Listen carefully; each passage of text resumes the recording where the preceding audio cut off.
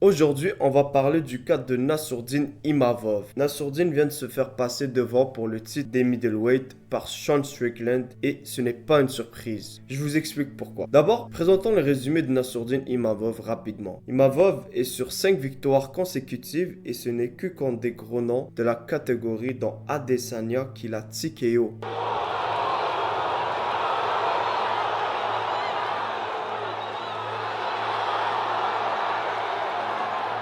Et contre Kao Borralho qui était sur 10 victoires d'affilée avant de perdre contre Nassourdine. Contrairement à Strickland qui lui, depuis sa ceinture gagnée contre Adesanya, il est sur 2 défaites et seulement 2 victoires. Mais il a suffi une seule victoire à Sean Strickland contre Hernandez pour avoir le combat pour le titre. La raison pour ceci est bien simple, c'est qu'il y en a un qui fait tout pour avoir le combat contre Chimaev et un autre fait tout pour ne pas l'avoir. Je m'explique. Strickland, à chaque conférence de presse, lance des pics à Chimaev, c'est insulte après insulte.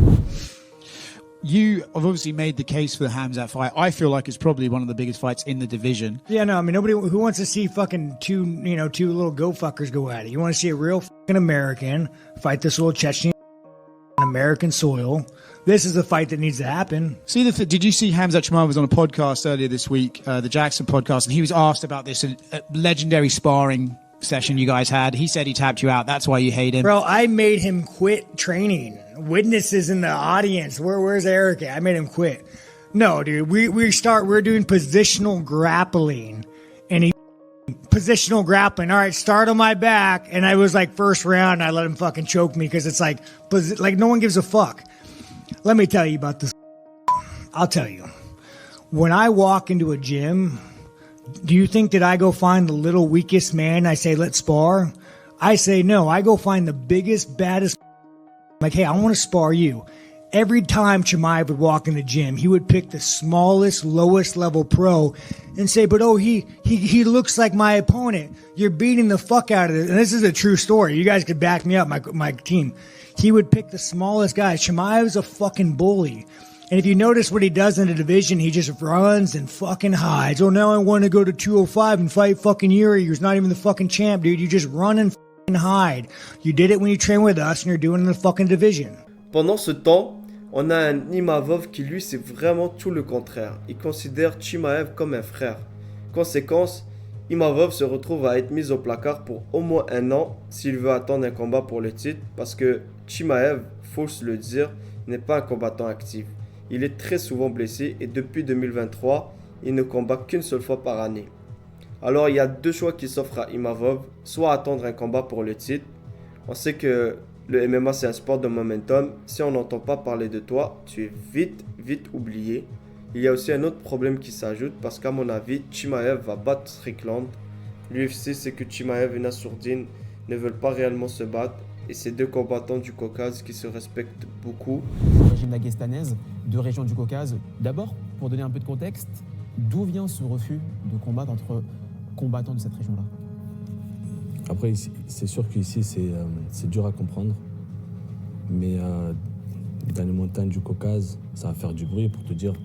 Il y a des tantes à moi qui appellent ma mère pour lui demander par rapport au combat, qui connaissent rien du MMA, tu vois. Est-ce que c'est mauvais que vos tantes, vos aïeux parlent d'un combat entre vous? Mais en fait, ils parlent du combat, ils disent surtout, ouais, c'est pas un combat à faire, il faut pas, entre frères, etc.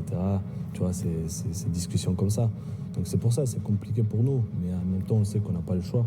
Et c'est bien que le combat arrive maintenant pour la ceinture, et ça peut arriver avant, tu vois. Après, Hamzat, on se connaît bien, c'est un bon gars, on a des amis en commun. Et on a pas mal échangé ensemble, même il était venu s'entraîner, il m'a pas mal aidé pour le combat contre Allen, tu vois.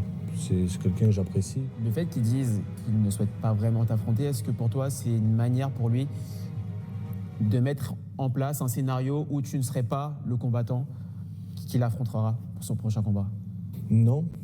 Il sait, on sait que le prochain, ça va être moi pour la ceinture. Je pense que j'ai assez fait. De l'autre, Nassourdine doit savoir qu'une carrière MMA au sommet c'est très court et il sait que le temps joue en sa défaveur. S'il veut maximiser ses gains financiers durant ces dernières années, il doit combattre et risquer de perdre et potentiellement ne pas avoir de chance pour le titre. Il ne faut pas se cacher aussi, Nassourdine est loin d'être une superstar. Il n'a pas la personnalité ni le charisme pour espérer de marquer les esprits. C'est à peine s'il est connu dans la scène mondiale. Il ne parle pas anglais, donc sa valeur marketing est basse, et quand il prend la parole au micro, c'est souvent de façon calme et sans bavure. On m'a beaucoup reproché de ne pas assez communiquer, de ne pas faire de trash talk, etc. Et depuis, écoute, j'ai investi en moi. J'ai investi en moi et on fait du bon boulot. Je vais revenir sur un point que je trouve important, et peut-être que toi aussi tu trouves important. Il a beaucoup parlé du fait que tu sois d'origine russe et qu'actuellement tu représentes la France. Il dit que tu joues un double jeu et que tu n'es pas vraiment un vrai représentant de la France. Comment toi tu le vis et surtout quel message tu as passé à tous tes supporters français et parisiens? Moi, j'ai pas grand-chose à dire. Je sais ce que je représente. Je représente la France et je la représente bien là-haut. Et tout ce qu'il dit, c'est... Il n'y a pas d'importance pour moi. Khabib, qui lui aussi vient de la même région que Nassourdine, a vite compris que la maîtrise de l'anglais est super important pour se vendre. Il est aussi musulman et partage sûrement les mêmes valeurs que Nassourdine, mais contrairement à Nassourdine, Khabib maîtrise l'art du trash talk sans manquer de respect. Avec ceci, il a su tirer son épingle du jeu et devenir la superstar qu'il est aujourd'hui. Give me 30 minutes and I can fight with anybody. Tony, O'Connor, doesn't matter. Maybe DC, doesn't matter. I wanna stay humble, but I have to talk because your guys talk too much. And you know what interesting? I understand how crazy power UFC PR machine. Your guy, beginning of the year, he tap like chicken. End of the year, he fight for the title. Crazy. Irish, only 6 million. Russian, 150 million. I wanna fight for your chicken because this is number one easy fight in lightweight division. C'est un aspect sur lequel Imavov doit absolument travailler et cela passe par la maîtrise de l'anglais. Quel avenir voyez-vous pour Nassourdine Imavov? Pensez-vous qu'un jour, il mettra la main sur la ceinture des middleweight? Laissez votre avis en bas de cette vidéo. Si la vidéo t'a plu, pense à t'abonner, commenter, partager et à lâcher un like, ça aide beaucoup la chaîne. Merci et à la prochaine.